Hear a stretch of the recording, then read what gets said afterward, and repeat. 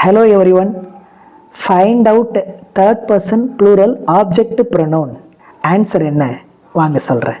Third பர்சன்னா உங்களுக்கு தெரியும், மூன்றாம் நபர். ப்ளூரல்னா என்ன? ஒன்றுக்கு மேற்பட்ட நபர்கள் இருப்பாங்க.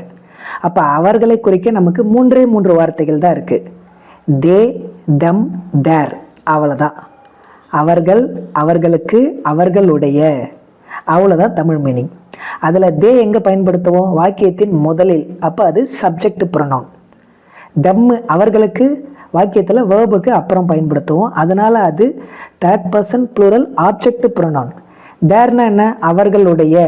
அப்போ their family, their relatives, their village, அவர்களுடைய குடும்பம், அவர்களுடைய உறவினர்கள், அவர்களுடைய கிராமம்.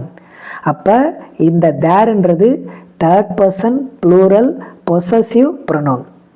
புரிஞ்சுதா? டவுட் இருந்தால் கமெண்ட்டில் கேளுங்க. நெக்ஸ்ட் வீடியோவில் பார்க்கலாம். Take care. Bye by.